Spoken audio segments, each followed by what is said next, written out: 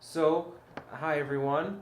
My name is Andrew. You know me. I'm in my comfortable bathrobe because it's a little chilly in my house. So, aside from that, assume all professionality there could be. I would like to talk a little bit about disability, access to resources, and how the Gestalt approach can be taken and explored pre-personally, personally, and transpersonally. So in a nutshell, Kierkegaard.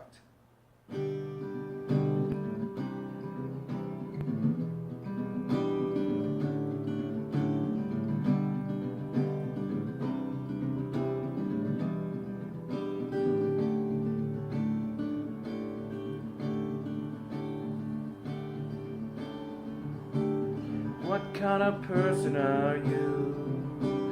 Where are you from?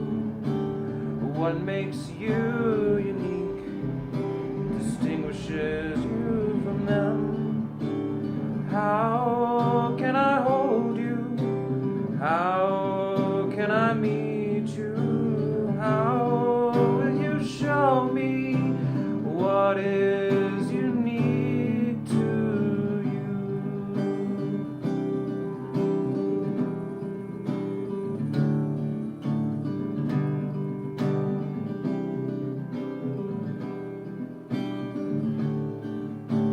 Maybe you can't see me, maybe you can't hear me, maybe you can't even move your hand, or maybe you forget who I am. There's all sorts of disabilities we make up with our unique abilities. Who and when and why and how, which way will you show us how you want to be met in such a safe environment?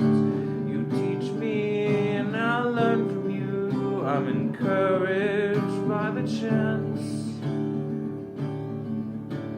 And if we think transpersonally about this for 1 second, we might lean on Ken Wilber's musing. There's a pre and a personal post, a pre and a personal post, a pre and a personal post. But what does that even mean?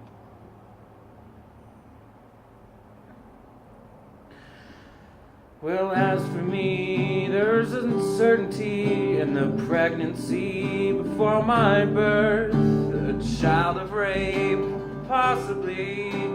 Parents conflicted about the story. There's trauma. Was I wanted? Did that influence my gestation? I don't know. Can you tell me more without hesitation? But that's just part of me that wants to understand my pre-personal. But here I am in the personal, trying to connect with every woman and man, and those who identify as something else than man and woman. We got to break this binary barrier.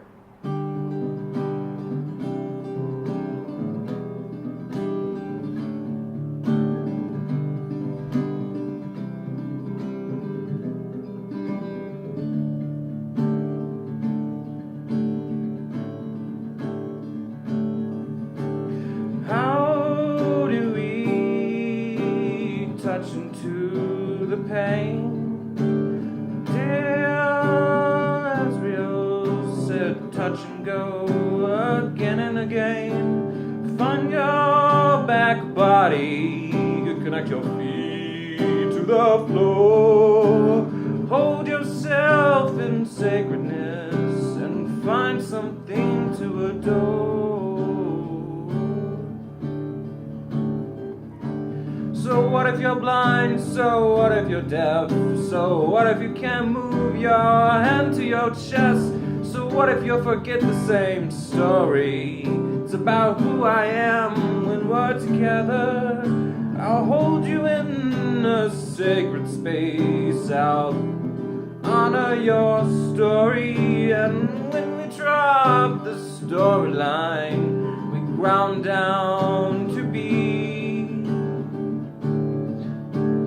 something a little transpersonal is drawing you to me. Something I can't fathom, oh, it's ineffability.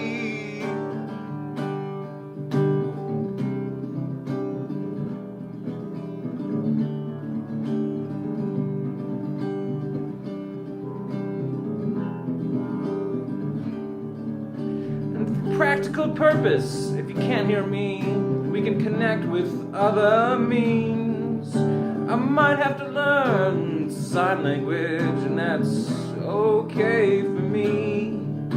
If you can't move your hand to your chest, if you can't move around, I'll turn you in, your arms get sore, I'll lift your hand so you can scratch your back and feed yourself and take a sip of water.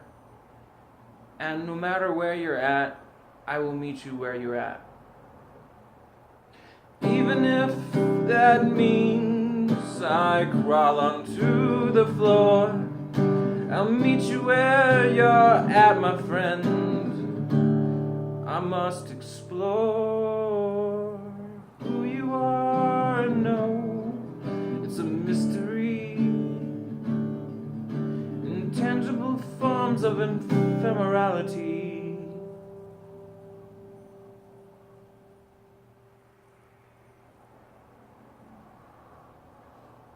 When we take an approach that looks at individuals both holistically and pragmatically, we see the cogs turning. We see the gears and the springs and the different parts that make us a being, a person embodied, but also a body. Sometimes physical ability or disability interferes with a normal operating, a way of being in the world. And us as therapists really have to identify how those unique differences within each individual allow us to connect with that individual in a new dynamic way. I think of what comes to mind is animals trying to cross the street. And we impose highways in their nature, in their pathways. And some animals get hit and die on the side of the road. We might put up signs, warning, slow down, animal crossing. We might put grooved center lines. We might put jagged lines that vibrate the car when we travel the highway. Warning signs. Pay attention to those who are affected by us, so to speak. But there's ways that we can learn to be with nature. We can create a bridge over or a tunnel underneath that allows a navigation around and through, so that the highway and the overpass for the animal exists in harmony. We have to adapt to the needs of our clients. We have to meet them where they are at. If we find ourselves struggling with another person's disability, there's a lot of stuff that we have to work on. It might be privilege. It might be a similar experience of disability. Transference, countertransference, it's all going to intermesh and intertwine. It's our goal, regardless of ability or disability, to support the client and ask if our normal approach is not working. Always asking, especially with a client with a movement of disability, if they need to adjust, if this is okay. Ask permission before touch. invite them to be a part of the conversation and the interaction of care. These are just my thoughts. Thank you so much for joining me. Have a great day, everyone.